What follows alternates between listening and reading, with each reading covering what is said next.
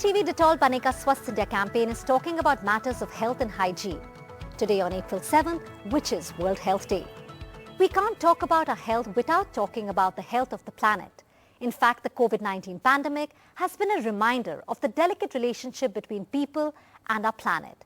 Joining us now is Dia Mirza, actor, eco-investor, UN Environment Goodwill Ambassador and UN Secretary General's Advocate for SDGs. Dia, it's always a pleasure to have you with us.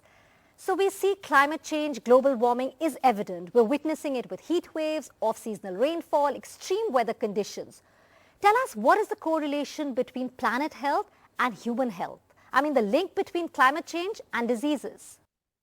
It's a very important question, Ambika. Thank you for having me firstly and for asking this question. I think we need to all collectively do so much more to help people recognize the interconnection between planetary health and human health. So we are in the midst of facing the climate crisis, the pollution, the crisis of pollution, and the crisis of biodiversity and nature loss.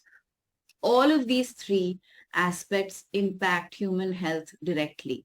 Climate change, of course, like you mentioned in your question, drives drought, frequent flooding, there's forest fires, so that pollutes the air, leads to biodiversity loss, that in turn impacts everyone everywhere. When we talk about the triple planetary crisis, we speak of pollution, and air pollution is a very big part of that.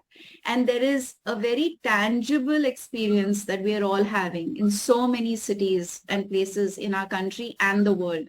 1 in 9 people are suffering from air pollution related health issues. Then, of course, there are other aspects to pollution like water pollution and soil pollution.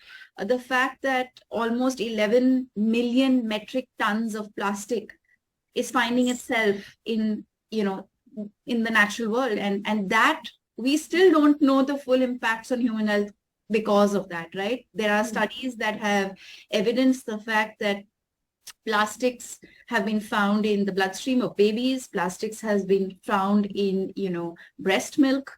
It's made its way into human feces. So, and we still don't know what that is doing to us, right? But it can't be good.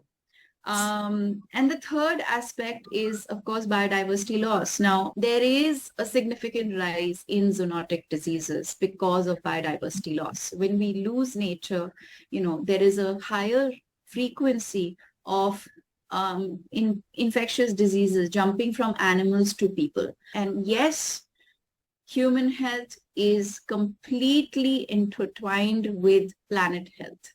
Dia, it's a critical decade for us to take decisive action as individuals recognize the crisis, make right choices. How do you think we should be addressing this? Asking the right questions. And of course, along with asking the questions, asking ourselves what are the changes that we can make to help drive change.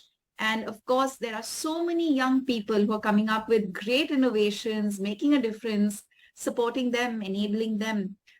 Investing in them, because I think a very big part of driving change will be funding that change, making the shift from, polluting technology to cleaner technology, making the shift from polluting products to cleaner products. All of this will only happen when we start as individuals investing in those ideas, investing in those companies. So it's a combination of all of these things, but there is a power that the individual has, and we all need to start exercising that power. Thank you, Dia, for joining us today.